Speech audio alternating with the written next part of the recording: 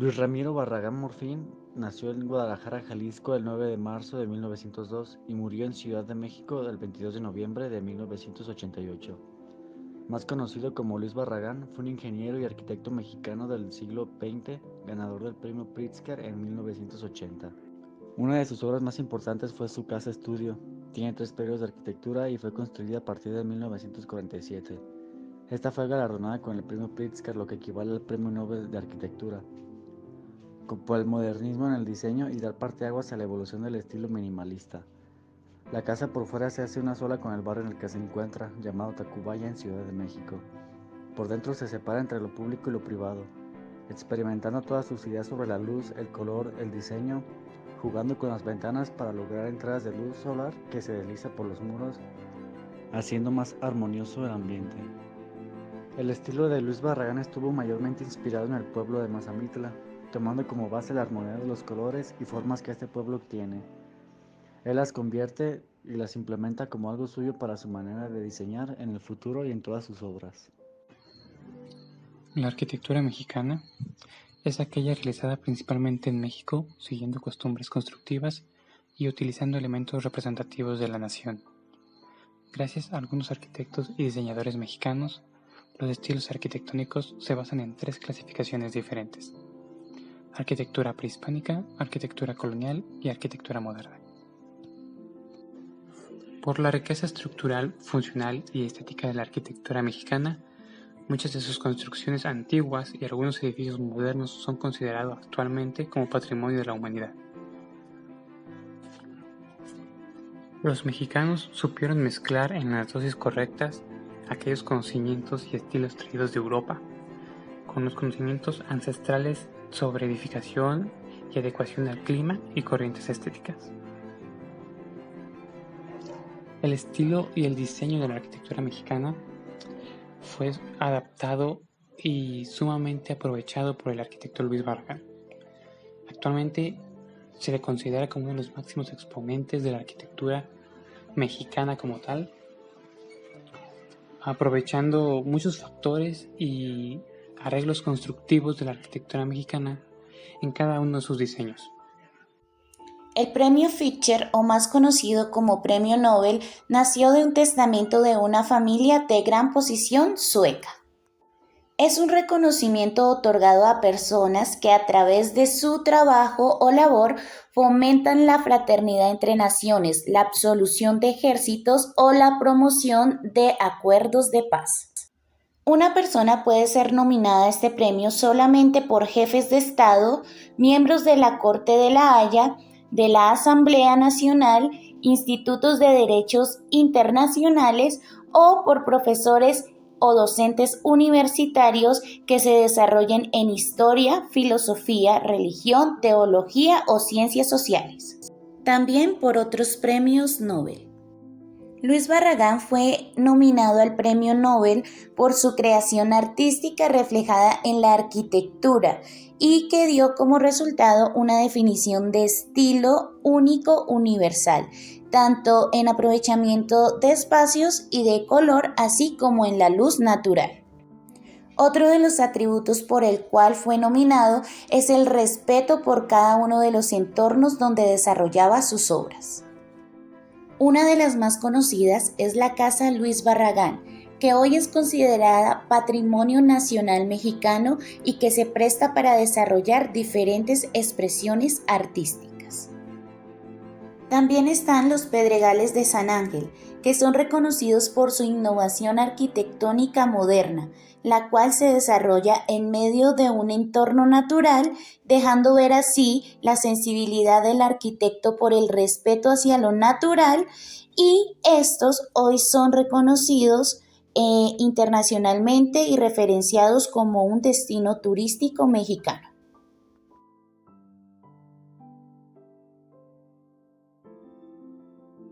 Yo soy José Ricardo Bautista Pamplona, soy tunjano. Nací allí en Tunja y luego desde los 4 años de edad estaba metido de lleno en la farándula, en el tema de la música, en los programas de televisión de la época, en Animalandia, la nueva estrella de las canciones de Jorge Barón. Toda mi vida la dediqué a esas acciones, a esas actividades. Luego pasé a la dirigencia cultural, cuando por primera vez me nombraron como gerente del Instituto de Cultura y Turismo de Duitama en el año 1990-91. Posteriormente, pero antes de eso, trabajé 15 años con el magisterio como formador, como docente y además vicerrector de varios colegios, entre esos el Colegio Jesús Eucaristía de Duitama. Por eso llegué a Duitama, por eso llegué a esa ciudad a dirigir allí todo el sistema artístico, cultural de ese colegio, y también del Colegio Suazapagua y de muchos otros colegios que en la región me contrataban en ese entonces. Luego ya pasé a la dirigencia cultural por invitación del doctor Héctor Julio Becerra Ruiz, con quien justamente hicimos el Pueblito Boyacense, y estuve acompañándolo como gerente de Culturama del Instituto de Cultura en los 91-92. Posteriormente él regresó como alcalde en el 95 y volvió otra vez a invitarme a que lo acompañara como gerente del instituto, que fue allí donde pudimos hacer realidad, en esa época fue donde pudimos hacer realidad este sueño. Yo soy compositor, soy autor y compositor de obras, de temas. Compongo pues para artistas de género salsa del mundo, como Marc Anthony, como Richie Ray Cruz, como Tito Nieves, Albita Rodríguez, todos ellos que interpretan mis canciones. Pertenezco pues a la Academia de los Grammy, soy jurado de los Grammy Latino, historiador, periodista, terminé periodismo en la Universidad Jorge Tadeo Lozano de Colombia. He tenido pues luego el desarrollo de muchos cargos públicos como secretario de Cultura de Duitama en 3 oportunidades, de Paipa en 3 oportunidades, del departamento de Boyacá, luego gobernador encargado de Boyacá también. Y bueno, mi vida está siempre en los terrenos de la cultura, del turismo, del periodismo y sobre todo el periodismo cultural, que es lo que me apasiona, uniendo mis 2 carreras, que es la música, la composición, con las letras, y el periodismo, que es mi otra profesión y carrera. Eso es como un resumen pequeñito de quién soy yo.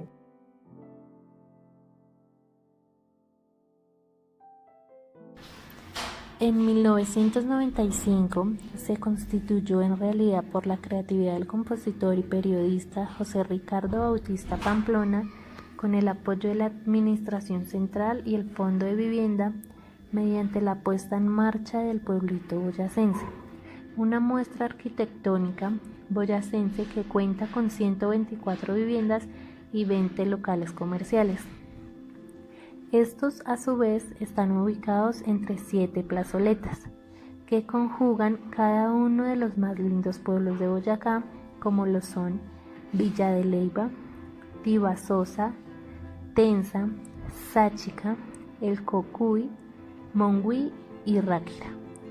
Cada réplica de estos pueblos posee 16 casas, cada una con la arquitectura del pueblo que representa, y en sus plazoletas se construyó el parque principal. Las edificaciones están basadas en la arquitectura boyacense. En ellas se resaltan aspectos importantes como la teja de barro, el empedrado, la baja, el armadillo de sus muros, la madera rolliza, el chusque, los balcones de madera, el tornado, la alforja y los faroles. Fue declarado Patrimonio Cultural y Turístico de Boyacá en el 2006. En una de las oportunidades que tuve en el Instituto de Cultura, surgió este sueño, que realmente fue un sueño.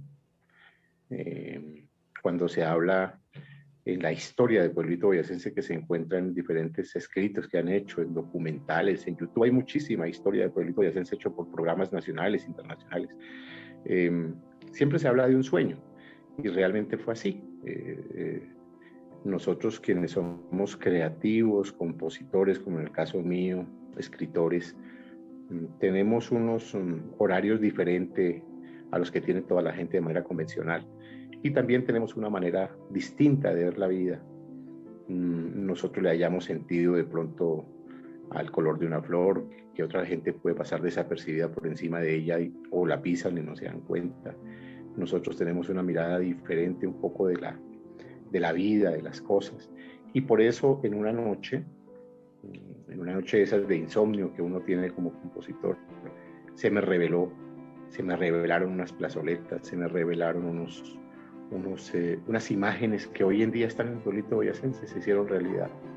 Y era como una especie de tertulia que llamamos nosotros los artistas, donde nos reunimos siempre al calor de una guitarra, de un fogón, a conversar, a hablar, a dialogar, a cantar, a exponer nuestros versos.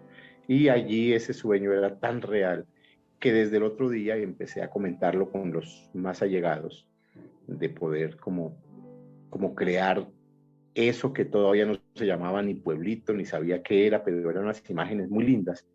Y era un sitio donde vivíamos los artistas. Y de una casa salía un músico, de otra salía un pintor, de otra salía un artesano, y todos nos reuníamos en torno a esa plazoleta empedrada que hoy en día está allá en Pueblito, en la réplica de Villa Leyva.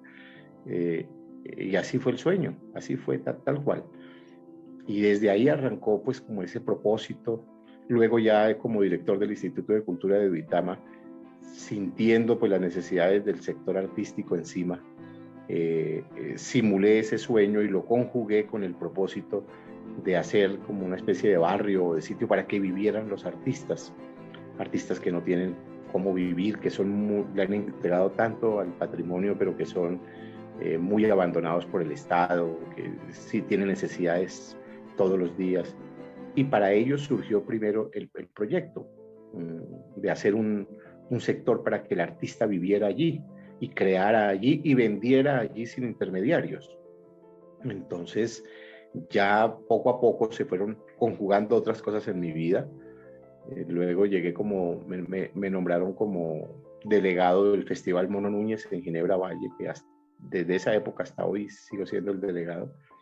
Y eso me permitió conocer pues el sector artístico del país y me permitió conocer como otras miradas hacia la cultura, ya saliendo del cascarón de lo provincial, de lo local, y ya me proyecté pues en esos temas a nivel nacional, conociendo artistas, a cultores, a gestores de todos los departamentos con los que interactuaba en ese momento, y eso enriqueció mucho más la idea.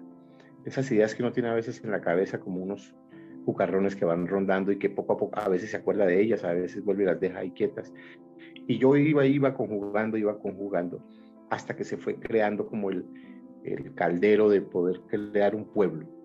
Y ya empezó entonces a llamarse pueblo, un pueblito. Entonces ya se vienen a mi mente pues imágenes como las del pueblito paisa.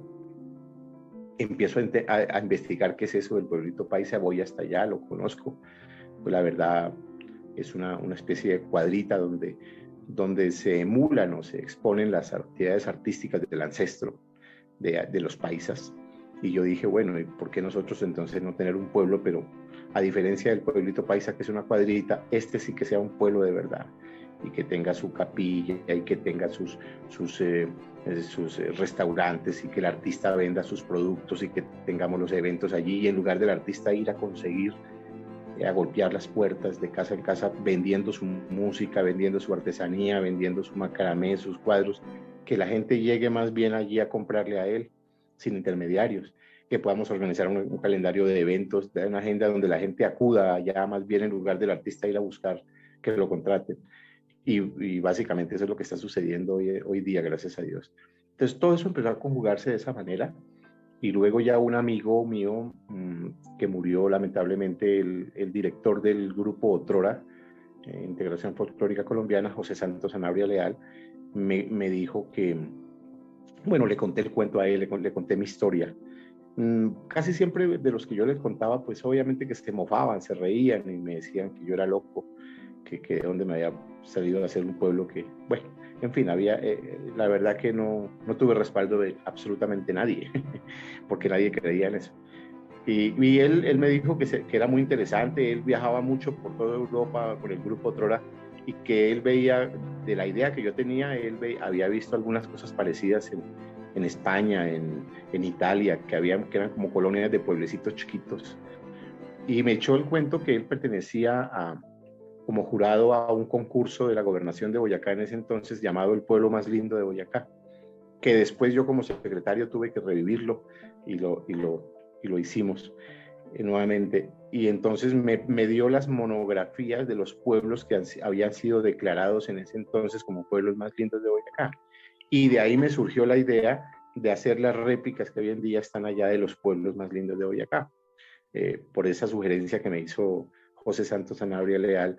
Y entonces ya empecé a mirar las monografías que él me pasó, que las conservo todavía, esos son documentos sagrados que tengo en mi haber. Y entonces estaba la monografía de Ráquira, que se había presentado al concurso del pueblo más lindo de Boyacá, de Monguí, de los pueblos que quedaron representados allí. Y luego ya viene la propuesta que le hago al alcalde, como director del Instituto de Cultura de Duitama. Ya hice la propuesta, pero antes de eso me llegó a mi vida un arquitecto, José Manuel, que murió, y yo le contaba a él mi historia, mi cuento, mi sueño, y él dibujaba en unas láminas que aún conservo. Eran 4 láminas, se perdió una, y conservo aún las 3, y él dibujaba en unas láminas como a medida que yo le iba contando. Era un gran dibujante, y dibujaba el pueblito como con las casitas que yo le decía, y con esas láminas empecé como a convencer al alcalde y convencer a la Junta Directiva de Culturama para que me autorizaran la construcción de un pueblo. No era fácil porque pues el Instituto de Cultura no tenía en su parte misional construir casas, entonces por eso se remitió al Fondo de Vivienda de Duitama, porque pues ese era su objeto, no el mío. Pero entonces, como era para artistas, ya el alcalde dio la autorización. Héctor Julio Becerra Ruiz dijo, sí, vamos a hacer esta idea del director de Culturama, que me parece muy interesante. Le dio la orden al Fondo de Vivienda, en ese entonces llamado Nelson González, para que se pusiera de acuerdo conmigo y desarrolláramos bien el proyecto, para que me escuchara cómo era mi idea y a ver cómo eso se podía llevar hacia el plan de vivienda de interés social que ellos tenían dentro de la administración. Ellos tenían en ese entonces una meta de 1000 casas, y entonces me dijeron que lote había visto, y yo empecé a comentarles el lote que yo había visto. Ahorita les he hecho la historia del lote, y dijeron más o menos son unas 120, 150 casas más. Entonces las 120 o 150 casas del famoso pueblito boyacense de los artistas las metieron dentro del propósito de las 1000 viviendas que tenía en el plan de desarrollo programado Héctor Julio Becerra Ruiz en esa administración. Luego llego yo era docente en el Colegio Jesús Eucaristía de Duitama. Entonces allí era vicerrector, pero también dictaba música, dictaba dibujo, dictaba todas las áreas de las estéticas, y descubrí a una gran cantante que hoy en día pues ha escollado con mucho éxito en el mundo, que está en los Estados Unidos, que se llama Sandra Esmeralda Rivera. Y entonces, siendo su profesor, y la niña empezó a salir a la palestra pública, los papás me invitaron a sus 15 años, a celebrar sus 15 años, porque yo me había convertido como una especie de padre pues musical de ella. Y al otro día de los cumpleaños, el papá de ella me dijo que tenía una finca que quería que yo conociera, y que allá iba a ser el almuerzo del desenguayabe. Entonces fuimos hasta allá, al famoso almuerzo, y cuando yo vi el lote desde la parte de la cima, porque no es por donde se ingresa hoy en día, sino arriba por la cima, por una montaña, que lamentablemente ahí no le han hecho un acceso, porque esa es la ruta con la que yo pensé primero pueblito boyacense, porque además es un mirador maravilloso. Entonces, mientras él me contaba de dónde a dónde era su lote, de qué cerca a qué cerca, pues yo ya tenía en mi cabeza la idea del pueblito boyacense, y empecé a dibujarla ahí, a dibujarla. Pasó luego el almuerzo, y vinieron unos whiskycitos y unos amarillos, y yo con una guitarra que siempre llevaba en mi carro, pues me puse ahí a mirar ese lote y a soñar ahí, y dije, aquí tiene que ser una idea que yo tengo en la cabeza de hacer un pueblo. Y ahí entonces hablé con él, con el dueño, con el papá de Sandra Esmeralda. Inmediatamente se hizo la negociación del lote con el Fondo de Vivienda de Duitama. Él le vendió el lote a la alcaldía, y la alcaldía ya sacamos eso a concurso. Sacamos toda la parte de la idea, pues que ya yo la tenía ya clara, y se presentaron 3 firmas, y nosotros adjudicamos a una firma de Duitama para que fuera una firma boyacense, porque se había presentado una firma de Antioquia y una firma de Santander, y una de Boyacá, llamada Otálora Asociados, y a ellos se les dio la construcción del proyecto. Ya con los arquitectos de ellos, con un arquitecto Córdoba, nos sentamos pues a bocetear y a contarle bien cómo era toda la idea y a decirle que esto no era un barrio, sino que era un pueblo, y a sensibilizarlos un poco y convencerlos un poco de endosarles un poco mi sueño y mi idea. Y básicamente pues ellos atendieron algunas cosas, otras me las cambiaron mucho, pero básicamente se conservó como la esencia de lo que yo quería, que eran casas réplicas de pueblos de Boyacá, que eran casas artesanales, donde había que hacer un manual de convivencia específico, donde no se podía meter materiales diferentes a la teja de barro, a la laja, a la piedra, a madera, donde estaba prohibido pues otro tipo de materiales que atropellaran pues todo el tema del ancestro. Posteriormente viene el tema de la selección de los habitantes. Entonces, para darle transparencia al proyecto, me hago acompañar de varios colegas y amigos de la época, el maestro Jorge Villamil, cordobés, Juan Gozaín, Fernando Soto Aparicio, Fanny Mique, para que ellos fueran jurados de un programa de selección bajo unas inscripciones de los artistas, y ellos nos ayudaran a definir el perfil de los habitantes. Es decir, que quienes se postularan realmente fueran artistas, que realmente fueran personas que estuvieran en el arte, que vivieran del arte. Y así se hizo eso, se hicieron las entrevistas, se hizo todo el periplo, pero vinieron muchas dificultades, vinieron luego, se terminó la administración de Héctor Julio Becerra Ruiz, inició otra, entonces esa otra que inició pues obviamente no le interesaba el proyecto, tuvimos muchos tropiezos, pero sobre todo fue que al yo salir del Instituto de Cultura de director, porque se terminó el periodo, el proyecto quedó muy acéfalo, porque pues es bien sabido por todos que los que llegan, es muy difícil que sigan los proyectos del que está, al contrario, los atacan, los satanizan, pues. Eso es una costumbre muy latinoamericana. Entonces, eso sucedió allí, y ya los artistas que se habían seleccionado de manera transparente empezaron a enfrentarse con el banco, y vino la primera dificultad porque ellos no les podían adjudicar el crédito para la vivienda porque no tenían puestos fijos. Entonces, era un artista que hoy vendía un cuadro, pero mañana no se sabía si sí o si no, y eso fue un impedimento para que los artistas que se habían seleccionado con esa transparencia, pues en su mayoría casi que quedaron por fuera. Y ya también con la salida mía del instituto, pues el proyecto quedó acéfalo, y mientras constituíamos una fundación como para darle piso nuevamente, que se demoró mucho, la firma arquitectónica abrió el proyecto, digamos que traicionó la filosofía del proyecto, y vendieron las casas al mejor postor, a quien quería comprar. Afortunadamente, pues hoy podemos decir que en un gran porcentaje, pues sí quedaron algunos artistas, en su gran mayoría, pero también llegaron personas pues que no tenían nada que ver con el arte.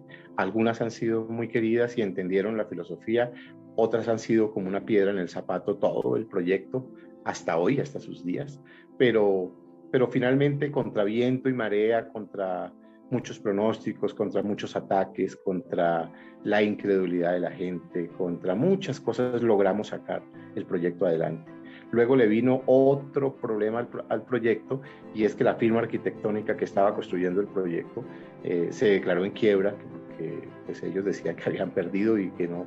Entonces tocó hacer una rifa de una casa para darle más fondos a ellos, y varios de los artistas, pues el banco, que era el Banco Popular, embargó, cayó sobre las casas de la gente, y eso pues vino como a echar a menos el sueño, casi que se destruye todo ahí.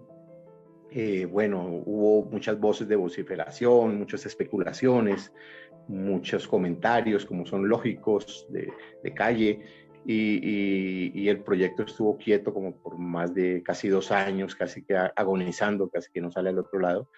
Sin embargo, esa perseverancia de uno, pues con la fe de Dios y con el sueño que yo sabía que esto tenía que ser algo importante para la región, para los artistas, y yo todo esto que estoy contando está escrito, y todo eso quedó escrito en documentos, afortunadamente, y yo les decía que eso iba a ser una mina de oro para explotarla turísticamente, como hoy en día está sucediendo, gracias a Dios.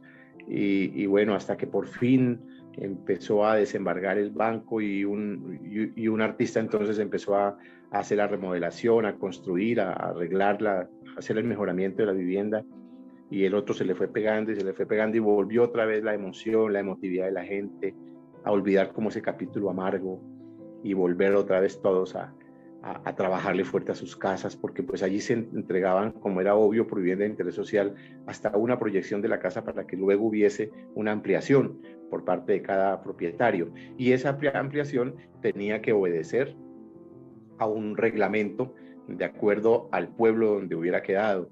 Entonces tenía unos reglamentos de alturas, llevamos al maestro Corradain, uno de los grandes arquitectos de la arquitectura colonial de Colombia, para determinar cuáles eran las máximas alturas que se podían subir una persona que iba a construir o a ampliar, los colores de cada casa, los materiales con base en la réplica del pueblo que le había correspondido, en fin. Entonces todo esto empezó nuevamente a conjugarse y empezó otra vez la euforia de la gente otra vez, y empezamos a dejar como en el pasado todos esos malos y amargos momentos, y nos fuimos como vistiendo todos de esa alegría. Luego ya llegó el primer habitante a pasarse casi que en obra negra, los carros se enterraban pues en la greda, en el barro, no entraban a pueblito.